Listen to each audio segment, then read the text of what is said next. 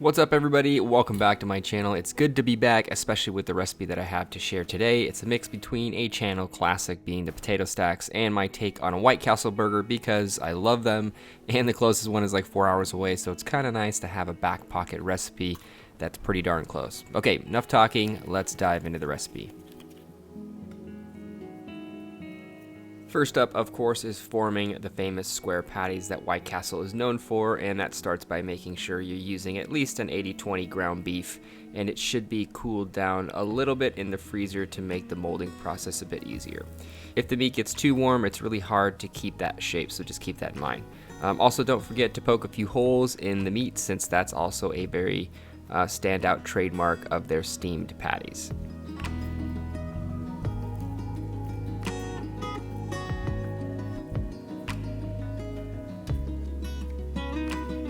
When all the burgers are formed, place them back in the freezer for about 30 to 45 minutes to bring them back to a chill.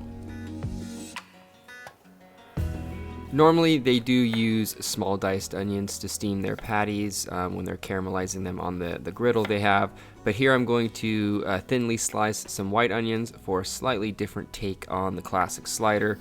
Kind of holds up the integrity a little bit more in the onion. But that's personal preference. When the onion is prepped, start caramelizing them on a griddle or large saute pan with a splash of canola oil until lightly golden.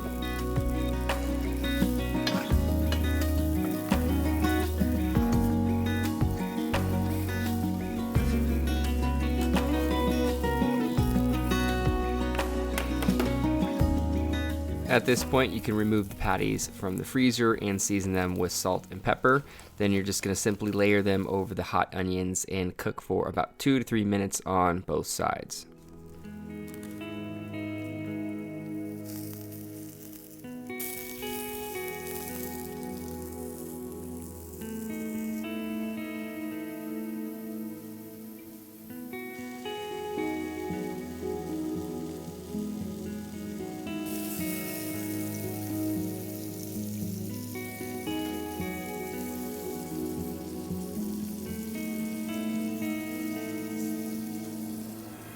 Alright, so while the burgers are finishing up, the potato stacks are pretty simple. This will probably be the third time making them on my channel. I really love the recipe. It's really solid and fun to make, but I just couldn't resist with this particular recipe. Anyways, just make sure you're using large russet potatoes that are thinly sliced on a Japanese mandolin, about the thickness of a credit card or so. After that, you're going to layer them as evenly as you can back together, and then cut the stacked potato slices into roughly shaped squares, kind of as best as you can.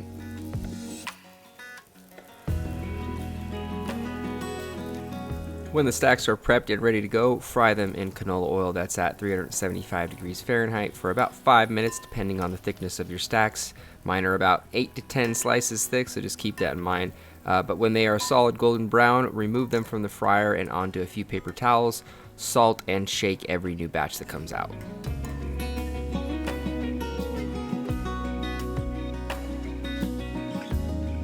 Now, I don't know the exact bread they use at White Castle, but Hawaiian Rolls are definitely as close as it gets in my opinion with this. Plus, if you keep them all connected, it's kind of like pull-apart sliders when it's all said and done, and that's kind of a cool thing. But anyway, slice the buns horizontally and place the top half over the cheese, and toast the bottom while you wait for the cheese and the onions and all that good stuff to melt together.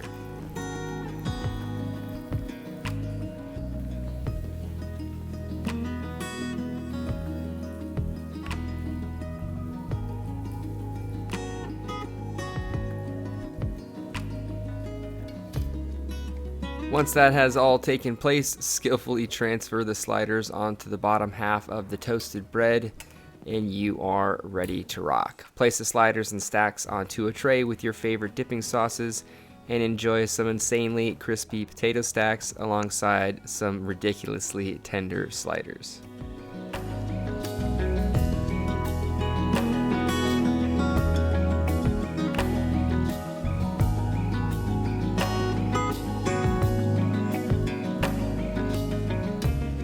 All right, so my White Castle imitation sliders are done. These look really, really good. I love the idea that it's almost like a pull-apart type of deal. If you you could do the four together, or you could even do the whole package of the Hawaiian Rolls. They even have a bigger package, which would be kind of crazy to do with like one big giant one. But anyways, like I said, this was inspired by White Castle. I was in Vegas a few months ago. Me and my brother-in-law went to White Castle, and it was just, you know, I've been there before, but it just kind of reminded me of what they're all about. The way they cook their meat's a little different. They cook it right on the caramelized onions, or they kind of steam it slow and low, you know, to a certain extent in which a burger can be cooked. And I thought it was just such a cool process watching them do that. I never really paid attention, you know, the whole, you know, frozen technique with the meat, and the holes are all very important to the recipe. And I thought that was interesting. Plus, I thought it'd be really cool to pair it with the potato stacks. But I'm gonna stop gabbing, run through the flavors, and yeah, this looks really good.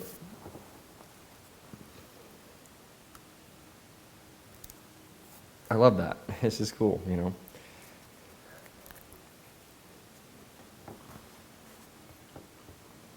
Very, very good. Very close to White Castle, I would say. I might put a little more caramelized onions on next time, but I also really love the idea of putting the sliced onions as opposed to the chopped. It does make it a little easier to cook the burgers if you use the chopped onions, but it was a cool little twist. Plus, I like them not ever so caramelized. Sometimes they retain a little bit more of the integrity of the onion when you do them sliced like that.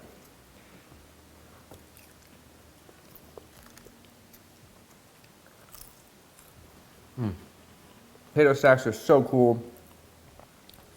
I stumbled upon this recipe just kind of by accident, thinking about a scallop potato or like a potato gratin. What's cool about these is you don't really have to double fry them if you do them right, especially if you eat them pretty quickly, because they, the oil kind of gets in between each of those slices as opposed to a French fry, which is a whole object. And they crisp up beautifully. The edges take, you know, take to a crispiness very nicely.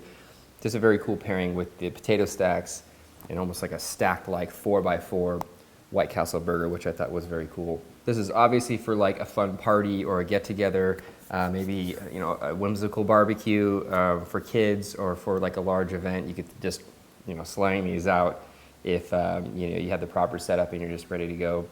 So these are really fun to make for those occasions. I thought it turned out pretty good. Hope you guys enjoyed the recipe. If you did, make sure you subscribe to my channel.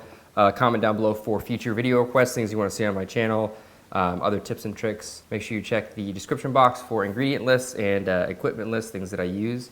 And I'll see you guys next time with another recipe. Later, folks.